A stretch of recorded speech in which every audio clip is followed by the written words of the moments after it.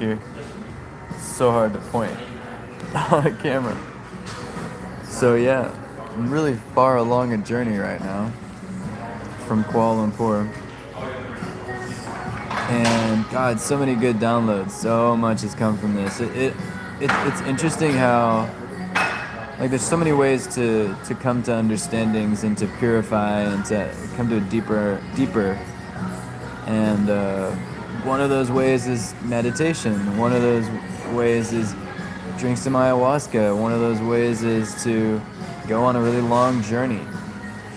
And one of the reasons why I recommend that is I think it puts the mind in the frame that you get into on like a 10-day Vipassana. By traveling, by really going and going and going.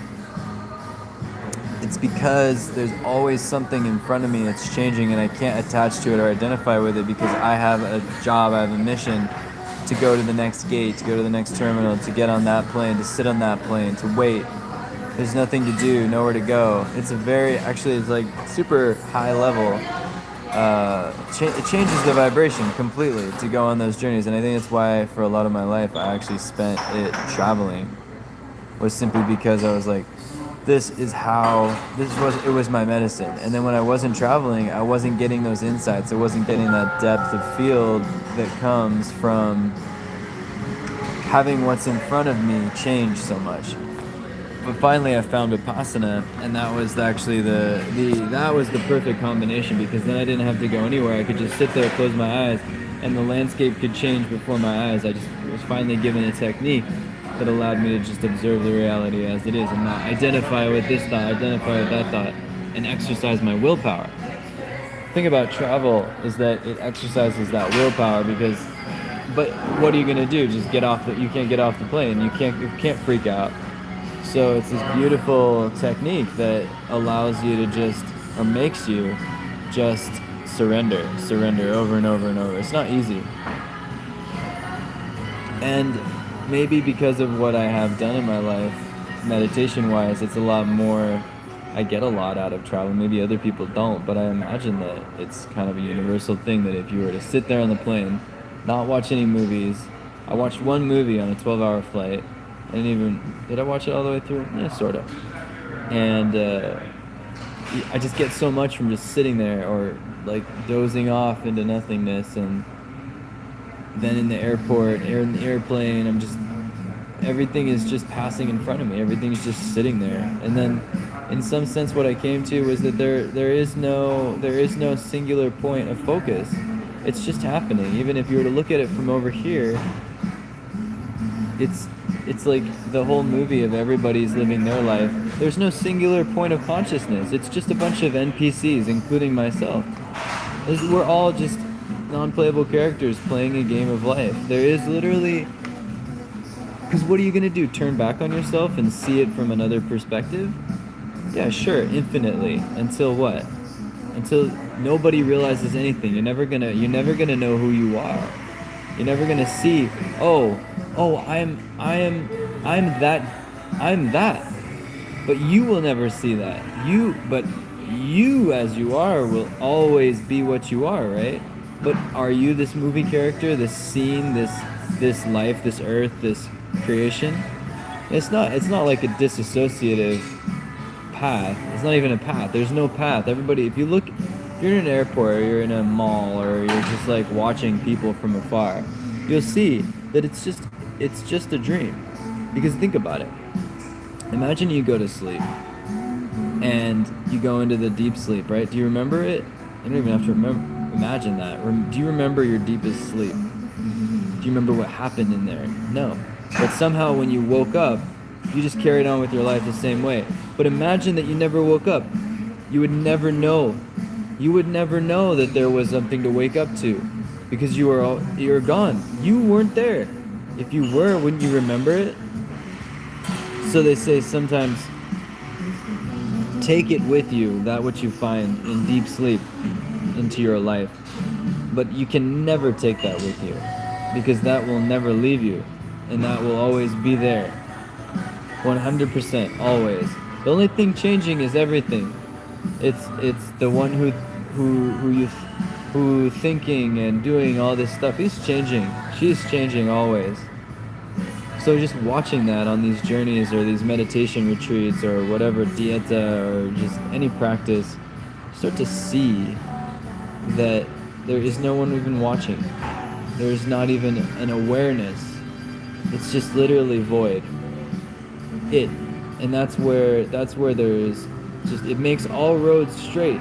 It's the darkness and it's so bright. You know, it's St. Francis of Assisi said that, and I never knew why that resonated, but it was so beautiful because it just was like, life is empty.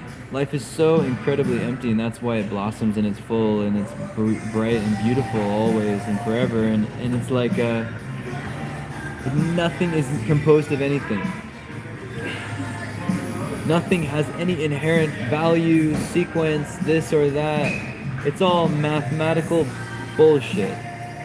And that's where we all think we are, but even the one thinking it isn't. Even the thinking, where is it? It's already gone. You know, you say, but I'm thinking. Who? And how sure are you? Because the thought already passed. You thought, but you don't even know that you thought. There's no evidence even that you thought, because where is it? There's no thought, there's no evidence, there's no nothing. Nothing at all. And that's it. You've not got it, you'll never get it. You'll never be there, you'll never be here. It's not even a question of where. It's just simply simple. Easy. And so it's like that. And there's no one needs to, we don't need to try. We don't need to try to realize it. We can just, you know, it doesn't matter. I think it just takes, if I can convey this to anyone, it's that there's nothing to convey. It's that we're all just playing a game. And we don't even know we're playing it, and there's no one even playing the game. And if you can let these words and these things sink in, maybe you and I can meet where the two becomes nothing at all, you know, and that's the difference. That's the difference between, you know, when someone says you gotta set goals, you gotta live this life, you gotta live, you know, it's like, who cares? It doesn't matter, you know, all that. Yeah, for sure, attend to your responsibilities, but you know, to pretend like that's the answer, to have goals and direction and all this stuff, it's like, of course, it all just appears in the mind. You carry it out. Who cares? But it doesn't. Nothing matters in that sense. Not in the sad, crude sense, but in the you're free. You're free to be free. It's all done. You know, I remember in Vipassana sitting there, observing sensations on the 6th or 7th day.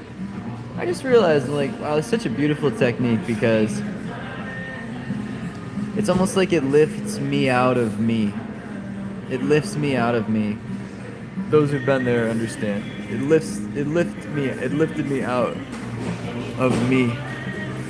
But only through willpower. You know, this is actually hard because otherwise I'm making assumptions. I believe this, I believe that. Only through willpower is it possible to come out of it. But you can't even come out of it. There's nowhere to go. It's almost like sit still, keep quiet. That's your medicine. And eventually you will implode on yourself only to realize there was no self. You know? Such a trip. Anyway, just wanted to share this. I'm like 30 hours into a journey and it's almost over. Got probably 3 more hours and I'll be somewhere. I'll be somewhere soon. That'll be the name of this video. Somewhere soon. Don't worry, we're getting there. We'll get there. But maybe next time.